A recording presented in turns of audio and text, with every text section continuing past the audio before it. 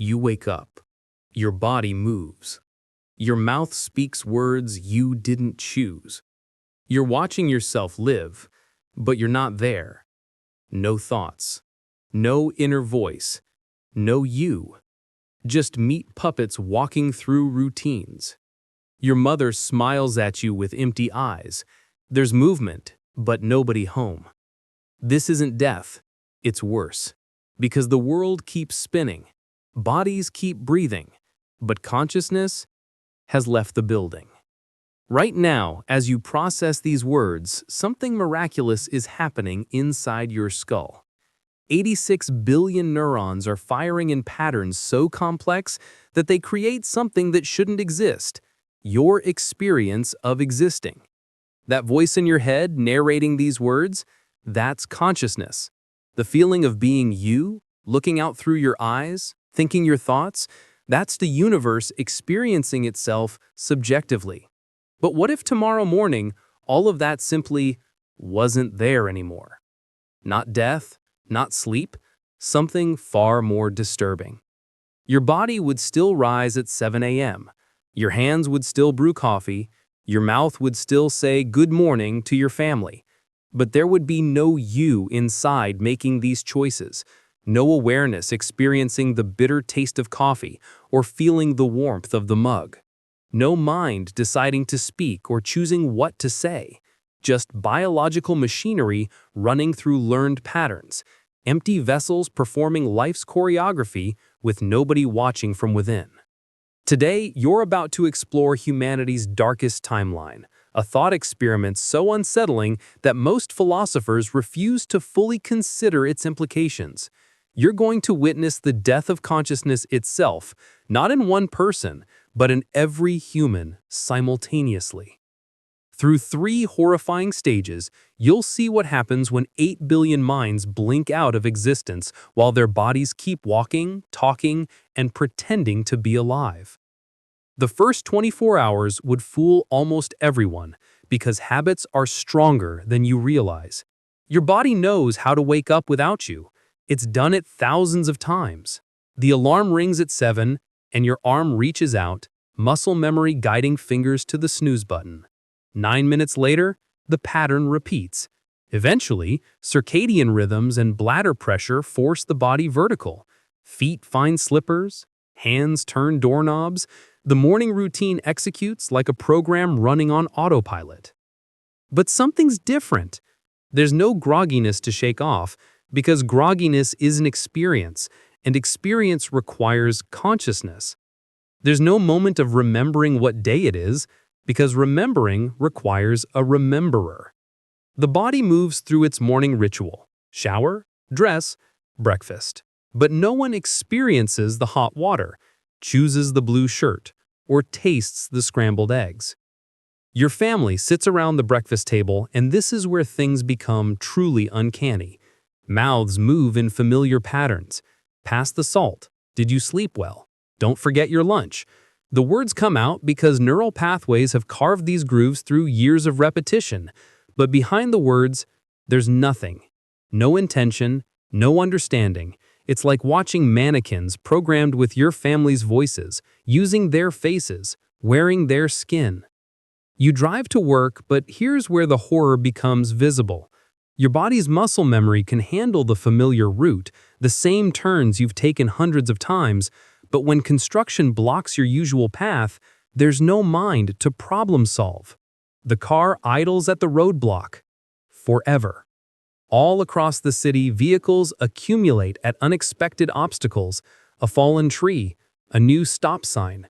Anything that breaks the pattern breaks the driver. By noon, the crashes begin. Not from recklessness, but from inability to react. A child runs into the street, and the driver's foot stays on the accelerator because lifting it requires deciding to lift it. Traffic lights mean nothing to eyes that see but don't perceive. The honking starts, automatic responses to obstacles, but nobody's frustrated. Frustration needs consciousness. It's just sound without meaning, noise without purpose. And here's where things get paradoxically interesting. Crime drops to 0 within hours. Not because humanity has become moral, but because evil requires intention. You can't murder without choosing to murder. You can't steal without wanting what isn't yours. The prison's empty as guards' bodies simply stop locking doors, and inmates' bodies wander out, not to freedom, but to nowhere in particular. Former killers pass their victims' families on sidewalks with mutual non-recognition. Violence becomes impossible because violence needs a violator. Day 3 brings systematic collapse. Surgeons' hands stop mid-operation because surgery isn't muscle memory, it's thousands of micro-decisions. The patient's chest lies open while the surgeon's body stands motionless, holding a scalpel that will never complete its cut. Pilots can't respond to turbulence because responding means evaluating, choosing, adjusting. Planes with functioning autopilots continue their routes, the rest begin their descent. Complex conversations degrade into loops. How are you? Fine, how are you? Fine, how are you? The pattern repeats because there's no mind to notice the repetition. Phone calls become endless echoes. Hello? Hello? Hello? Email auto-replies respond to auto-replies in infinite recursive chains. Social media posts the same recycled content, bodies typing variations of what they've typed before, likes and shares distributed by algorithmic habit rather than preference. By day 7, language itself begins to dissolve. Words are just sounds now, phonemes without semantic content. Your mouth makes the noise love, but there's no concept attached. Children cry from physiological responses, hunger, discomfort, but there's no fear, no desire for comfort. Parents' bodies respond to crying through conditioned reflex, but there's no recognition, no bond, no caring, just meat tending to smaller meat. But the first week was merely the preview of civilization's unraveling. Month 1 sees the death of everything that makes human culture human. Art dies first and most obviously. Museums become warehouses of meaningless objects. The Mona Lisa is just pigment on canvas. No beauty, no mystery, no smile to interpret because interpretation requires consciousness. Music continues playing on automated systems, but nobody hears melody or rhythm, just atmospheric pressure variations. Books are patterns of ink. Movies are flickering lights. Every creation that ever meant anything means nothing now. Science halts completely. Not dramatically, but through simple cessation. Laboratories run the same experiments they were running when consciousness died. Beakers bubbling with reactions nobody observes. Computers execute programs nobody understands. The Large Hadron Collider smashes particles that reveal universe-shaking secrets to sensors connected to screens that empty eyes don't actually see. Humanity's greatest discoveries sit unrecognized in databases, waiting for minds that will never return to read them. Month 3 reveals the relationship apocalypse. What you called love was always consciousness choosing to value another consciousness. Without inner experience, proximity becomes meaningless. Married couples sleep in the same bed from habit, but there's no intimacy, no comfort, no connection. Just two biological systems temporarily occupying adjacent space. Parents feed children because the routine includes feeding children, but there's no recognition when their own child cries versus a stranger's. The family dog whines and paws at legs that used to belong to someone who cared. Month 6 brings the reproduction crisis.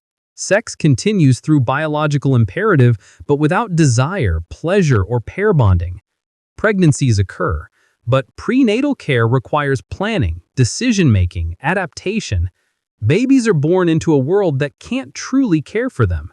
They're fed when crying triggers feeding routines, changed when smell triggers changing routines, but never held with love, never soothed with consciousness behind the soothing.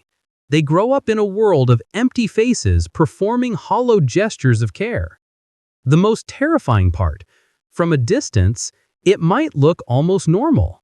Bodies still age according to biological clocks, seasons still change, rain falls on empty faces that don't feel wet, snow covers bodies that don't feel cold, the earth spins, indifferent to the absence of minds to mark its turning. Year 10 brings evolutionary continuation without experience. Humans still reproduce through biological programming. Children are born, grow, mate, age, die, entire life cycles without a single moment of awareness. They learn to walk, but never experience taking a step. They form words, but never understand meaning. They smile from facial muscle reflexes, but never feel joy. Generation after generation of philosophical zombies, perfect biological machines running through existence without ever existing. Year 50 reveals infrastructure collapse not through disaster, but through inability to innovate repairs. When pipes burst, nobody thinks to fix them differently. When bridges crack, the same failed repair repeats endlessly. Cities crumble in slow motion while empty bodies walk familiar routes through